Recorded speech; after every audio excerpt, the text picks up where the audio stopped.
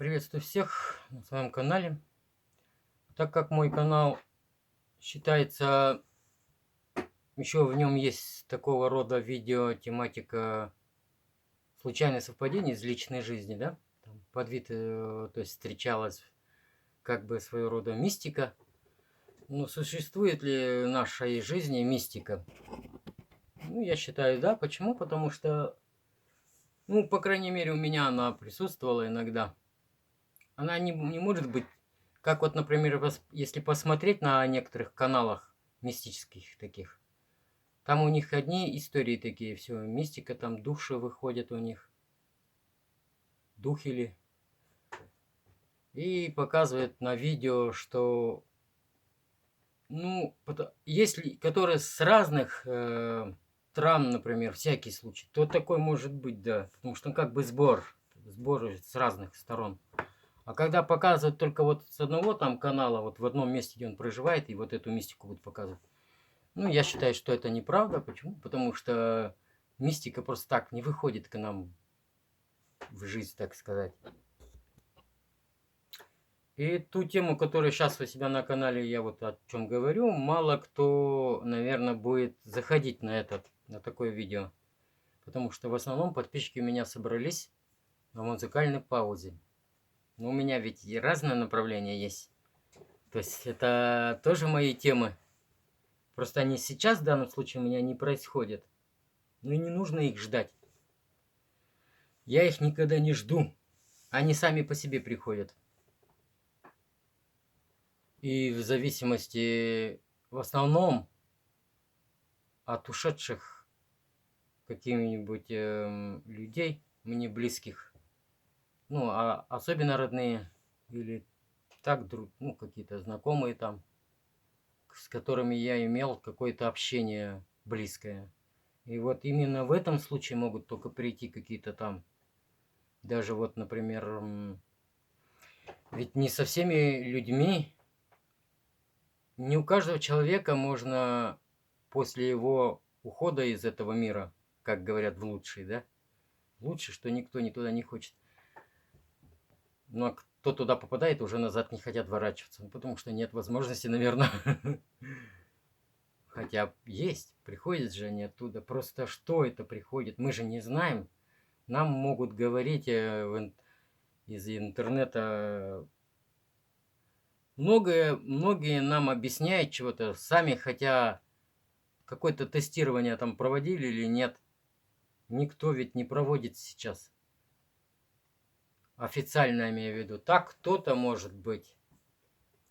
То еще можно поверить. Ну просто есть люди, многие чего знают, что там, например, есть часа весов ад и рай, да? Ну кто его видел, этот ад или рай?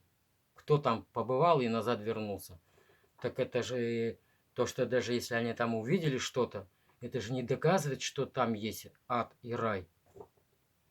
То есть это им, может быть, во сне приснилось, как вот при клинической смерти. Я тут раз, кстати, на видео не договорил, что есть два типа. Есть ученые, а есть ученые в смысле науки, которые объясняют, что человек, когда умирает, то есть там что-то происходит с ним, такое клиническая смерть, как бы он, получается, умирает. Ну, мозг у него не умирает, получается, у него сердце останавливается. То есть в этот момент могут произойти с человеком, может быть, где-то необратимые вещи. Ну, в это надо разбираться. Я не буду в этих делах, мелочах говорить, потому что нужно в медицине, во всех делах этих разбираться. Я только то говорю, что я сам понимаю или где-то я смотрел. Ну, на самом деле не могут произойти такие необратимые вещи. Если в мозг не поступает кислород, то он начинает погибать, или сначала он начинает работать сумасшедшей силой, то есть сопротивляйся этому. Поэтому, а потом раз, и когда человек приходит в себя, как говорится, там по каким-то обстоятельствам, он ворачивается. Даже взять, ведь это не говорится о том, что у него сердце остановилось. То есть те люди, которые попадают в кому, у них же тоже как бы сердцебиение просто очень такое медленное, что на пульс еле ощутимое. Даже Почему вот раньше бывали случаи, я ушел в сторону, но это все взаимосвязано, как говорится, это одна тема. Случайные совпадения бывают, как говорится. Хотя, может, они не случайные. Вот бывали же случаи, когда, ну, и истории какие-то там, не знаю, может, выдумки это, что люди попадали, их хоронили, потому что ошибочно, получается, их хоронили, и их бывало некоторых выкапывали, потому что они там издавали какие-то, ну, там то могилка где-то шевелилась, если она вот раньше как-то давным-давно закапывали, так просто не копали глубокую яму. Или там, например, кому-то что-то раз изгумацию проводили и увидят, что человек не просто, то есть скелет человека не просто, он же не сразу, этот человек, который труп там лежит в могиле, он не сразу приходит в такое состояние, что вот в скелет превращается. Он долгий период этот проходит, потому как, во-первых, там кислорода, воздуха нет, не попадает, и вот намного меньше происходит гниение вот этих микроорганизмами вот этого тела. Но это все в интернете есть, можно посмотреть. Так вот, я говорю, что тогда некоторые, когда эксгумацию проводили, видно было, что он, этот скелет, то есть истлевший труп, так сказать, не скелет еще, что он весь там изогнулся и поцарапался там в свою кожу, эпителий, как говорится, остался. То есть получается, что этот человека заживо похоронили. А вот по каким таким обстоятельствам уже никто не знает, потому что, может, его там специально похоронили заживо. А вот, скорее всего, часто раньше-то не понимали. То есть раньше, вот почему я вот задавался вопросом где-то, может, на канале, просто не выложил. Раньше людей хоронили, держали человека 3 суток. В доме печь, например, если в доме это будет, то в доме печь не топили. То есть для чего это такие вот происходили вещи? Это только знают наши церковные служители, может быть, или старые люди, которые с поколения в поколение передается. Я же просто своим, как сказать, логическим путем понимаю, что для чего это все делалось. То, что у Бога и тот, кто верит в Бога, у них считается, что Бог любит Троицу, говорят так. Поговорка или пословица, как это, что это такое есть? Такая. То есть, если Бог любит Троицу, значится, 3 суток его держали, этого покойного человека, да, в доме или в квартире. То есть, в неотапливаемом месте. Для чего это все делалось? Не знаю. Это можно, говорю, в интернете посмотреть. Но я так понимаю, что если в былые времена медицины не было, то есть уже неотапливаемом доме, например, могли поднести к этому человеку, к его дыхательным путям, какое-то зеркальце, ну или стеклышко. То есть если человек, не, может быть, он не умер, а попал в какую-то кому, и вот кто-то, видимо, из-за чего это все повелось, думается, не то, чтобы это специально так начали, вот когда держали труп это в доме, например, или в квартире, там где-то, не знаю, квартиры. Раньше не было квартир особо таких, дома были. Поэтому вот его держали, этот труп, и когда увидели, что появилось это на его, перед его дыхательными путями, как говорится, пар какой-то, и люди начали уже на это внимание обращать. Поэтому, наверное, пошло вот это, не топили печь. Труп лежал в холодном помещении, как говорится. Так вот, и часто вот такие, наверное, и были. Поэтому я говорю, не за каждым человеком можно наблюдать после его ухода какие-то необъяснимые вещи, когда мы начинаем, но опять-таки ведь не каждый, наверное, человек это видит.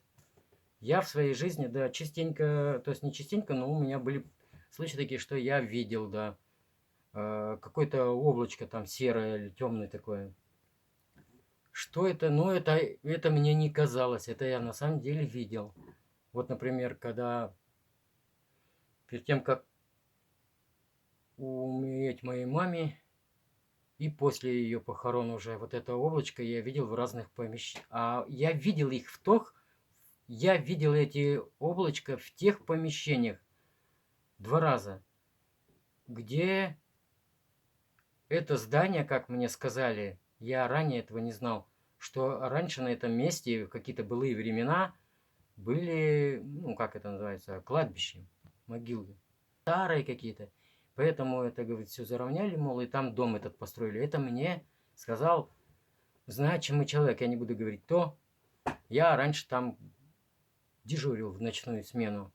И вот в этом здании я чувствовал такой холод. Не то чтобы там холодно было, там отапливаемое было здание, евроокна, где вообще никакой холод не пробирается. И вот теплое здание такое, а я там ощущал такой холод. И вот эти облачки я и там и замечал. Но один раз я у себя заметил, тоже после ухода одного человека, я был у него на похоронах. Как раз это была, по-моему, первая волна вот этого коровы, так скажем, когда людей почти не было на его похоронах. Там всего-то 3, 5, 6 человек. Все. И я лежал у себя, ну, на диване, как говорится, и просто увидел у себя на высоте человеческого роста вот эту тучку темную. И она только как отпустилась, я мгновенно почувствовал вот от колена к бедру такое, как покалывание, такое чик-чик-чик, раз, и мгновенно прекратилось.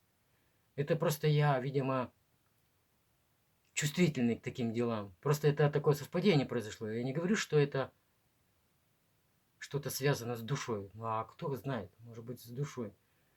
И главное, не я это то еще заметил, и кошка меня заметила. Ну, кто мне в это поверит? Ну, мне не нужно, чтобы кто-то верил. В это может поверить только тот человек, кто сам когда-то испытал, что-то увидел и услышал.